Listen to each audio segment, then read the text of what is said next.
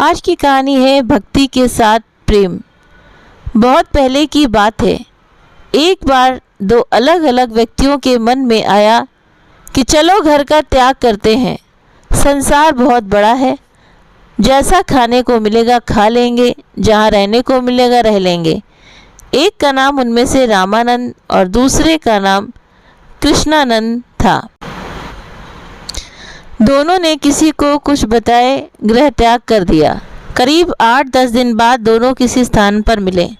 जब आपस में बातचीत हुई और दोनों ने अपना परिचय भी एक दूसरे से करवाया, दोनों के विचार एक दूसरे से मेल खाते थे।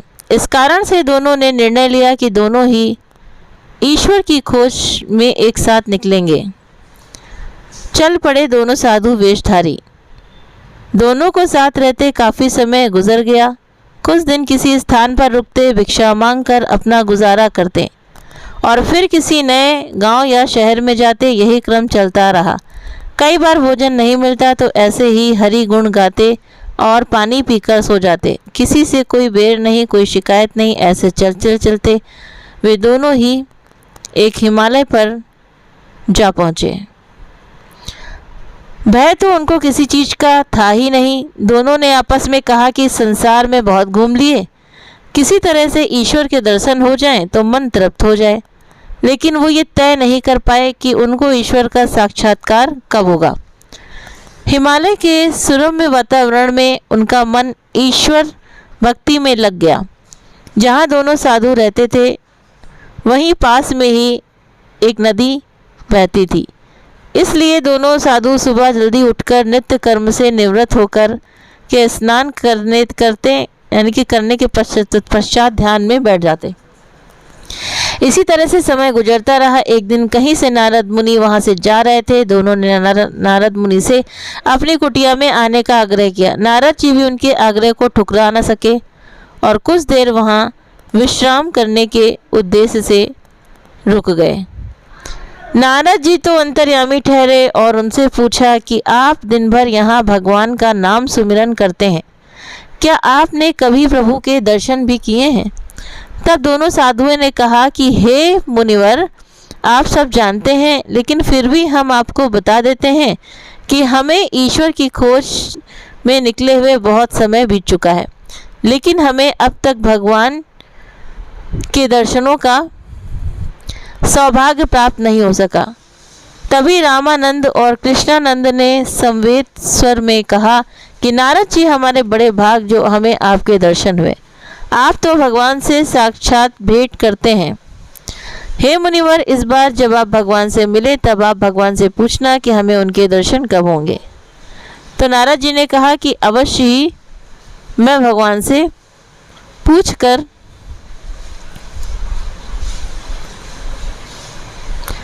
आपको जल्दी ही सूचना दे दूंगा। इतना कहकर नारद जी ने वहां से प्रस्थान किया। घूमते घूमते देव ऋषि नारद बैकुंठ धाम पहुँचे। बोले, प्रणाम प्रभु, प्रणाम माता कहकर मुनिवर ने भगवान विष्णु और माता लक्ष्मी से आशीर्वाद लिया। भगवान विष्णु ने नारद जी से पूछा कि आज यहाँ आपके आने का क्या प्रयोजन है, जबकि भगवान विष्णु उनके आने का कारण भली भांति जानते हैं। नारायण नारायण प्रभु, आप तो अंतर्यामी हैं। आप चर अचर समस्त सृष्टि के पालक हैं। आपकी इच्छा के बिना एक पत्ता भी नहीं हिल सकता। सारी सृष्टि का संचालन आप ही तो करते हैं। इस संपूर्ण ब्रह्मांड में कब, कहाँ और क्या हो रहा है, आपसे कुछ भी तो छुपा नहीं है और आप अवश्य ही जानते हैं कि मैं यहाँ किस प्रयोजन से आया हूँ। हे मानस पुत्र, मैं भली भांति जानता हूँ कि आप यहाँ किस प्रयोजन से आए हैं। तो सुनो, आपको जो दो साधु मिले थे, आप उनसे कहना कि मैं उन्हें अपने दर्शन अवश्य दूंगा। किंतु क्या भगवान क्षमा करें, नारद जी ने उत्सुकतावश पूछ लिया। भगवान विष्णु ने हंसते हुए कहा, किंतु जिस वृक्ष के नीचे खड़े होकर आपने बातचीत की, उसी वृक्ष के जितने पण हैं उतने वर्षों बाद उनको मेरे साक्षात दर्शनों का पुण्यफल प्राप्त होगा। तब नारद जी ने कहा, जैसी आपकी इच्छा प्रभु। नारायण नारायण करते नारद जी वहाँ से चले गए। तत्पश्चात नारद मुनि ने माता लक्ष्मी और भगवान विष्णु से आज्ञा लेकर अपनी वीणा और करताल के संगीत में मधुर ध्वनि के साथ नारायण नारायण का जाप करते हुए वहाँ से प्रस्थान किया। वैकुंठ धाम से देव ऋषि नारद एक बार फिर से पृथ्वी लोक के उसी रमणीक स्थान पर आ पहुँचे जहाँ वे दोनों साधु ईश्वर दर्शनों की आशा लिए प्रभु को याद कर रहे थे। नारद मुनि को देखकर दोनों साधुओं के मुखमंडल प्रसन्नता से खिल उठे। दोनों ने नारद जी को दंडवत प्रणाम करके उनका स्वागत किया। मुनिवर के बैठने के लिए चौकी का प्रबंध किया गया और खाने के लिए देव ऋषि को कुछ फल भी भेंट किए। उसके बाद दोनों ने हाथ जोड़कर फिर वही प्रश्न किया कि प्रभु हमें अपने साक्षात दर्शन कब देंगे। नारद जी पहले तो मन ही मन परेशान हो उठे। मन में विचार आया कि मैं इन्हें कह देता हूँ कि जब समय आएगा तब प्रभु आपको दर्शन देंगे अपने। अगर इनको सत्य का पता चलेगा तो संभवतः अब इनके मन में प्रभु के प्रति जो अटूट विश्वास है वो कमज़ोर ना पड़ जाए, तो हो सकता है ये भक्ति मार्ग का त्याग भी कर दें। लेकिन दूसरे ही क्षण नारद मुनि ने विचार किया कि ये सही नहीं होगा। जो कुछ प्रभु ने मुझसे कहा ठीक वैसे ही मैं इनको कह देता हूँ। और फिर नारद जी सोचने लगे आगे प्रभु की इच्छा। इसी तरह मुनिवर के मन में सही गलत और द्वंद्व चलता रहा और अंत में उन्होंने सब कुछ सच सच बताने का निर्णय कर लिया। इधर दोनों साधु हाथ जोड़े एकटक नारद मुनि को ही देख रहे थे और उत्सुकता से उनके उत्तर की प्रतीक्षा कर रहे थे। तब नारद जी ने कहा कि अभी हम जिस वृक्ष के नीचे हैं, इस वृक्ष की शाखाओं के जितने पण हैं उतने ही वर्षों बाद, यानी कि जितने पत्ते हैं, प्रभु आपको साक्षात दर्शन देंगे। इस प्रकार नारद जी के मुखारविंद से इतना सुनते ही दोनों साधुओं ने प्रभु के प्रेम में मग्न हो सब कुछ भूलकर नारायण नारायण यानी कि नाचना प्रारंभ कर दिया। और नाचते नाचते वो दोनों इतने मग्न हो गए कि उनको नारद मुनि की उपस्थिति का भी कोई ध्यान न रहा। इस तरह नारद जी ने उन दोनों साधुओं को प्रभु प्रेम में प्रसन्नचित्त और बेसुध होकर नाचते देखा तो वे स्वयं को रोक न सके और देव ऋषि नारद जी भी उनके साथ नाचने लगे। जैसे पूरा वन प्रदेश की भी प्रभु प्रेम रूपी सरिता में डूब सा गया। वो तीनों को अपनी आंखें बंद करके कुछ ऐसे नाच रहे थे कि किसी को भी अपने अस्तित्व तक का ध्यान नहीं रहा।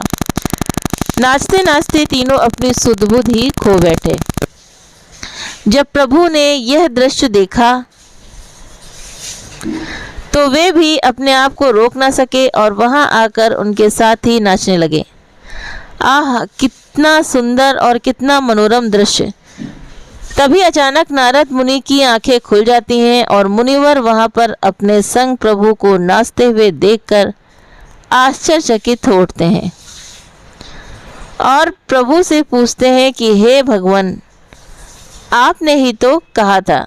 तो बहुत ही मर्म का दृष्टांत है ये, ध्यान से सुनिएगा, कि मैं इनको कई हजारों वर्ष बाद दर्शन दूंगा, किंतु आप तो अभी से इनके साथ नृत्य कर रहे हैं। तब भगवान विष्णु ने कहा कि मैंने उस समय वही कहा था जो विधाता ने इनके प्रारब्ध में लिखा था, परंतु अब तुम जो देख रहे हो वो भी सही है, क्योंकि ये भक्ति मार्ग से मुझ तक प्राप्त करते हैं, मुझे तब प्राप्त करते हैं जो समय इनके लिए विधाता ने तय किया था। इसी क्रम में भगवान विष्णु ने कहा कि जब दोनों साधु मेरे प्रेम में मग्न होकर इस तरह से सब कुछ भूलकर नाचने लगे तो प्रेम वश होकर मैं भी अपने आप को रोक न पाया और मुझे यहाँ आना पड़ा। हे मानस पुत्र, जो भी मुझसे प्रेम करेगा और सच्चे हृदय से मुझे पुकारेगा वो तो सहज ही मुझे प्राप्त कर लेगा। तब नारद जी मुस्कुराते हुए प्रभु को उन्होंने प्रणाम किया और कहा, हे प्रभु, हे जगदीश्वर, आपकी लीला को कोई नहीं जान सकता, आपकी महिमा तो अपरंपार है। ऐसा कहकर नारद जी फिर से झूमने लगे। तो सच बात है, भगवान की भक्ति है ना, वो अच्छी अच्छी जो किस्मत की लकीरें हैं ना, वो भी मिटा देती हैं। तो उम्मीद करते हैं कि ये कहानी आप सभी को पसंद आई होगी। वीडियो पसंद आया तो वीडियो को लाइक करें, चैनल पर पहली बार है तो सब्सक्राइब करना ना भूलें। आप अपने कमेंट करके भी ज़रूर से ज़रूर बताएं इस वीडियो के बारे में। आप अपना कीमती वक्त देते हैं वीडियो देखने के लिए, इसके लिए बहुत बहुत धन्यवाद। आप सभी के सहयोग के लिए थैंक यू।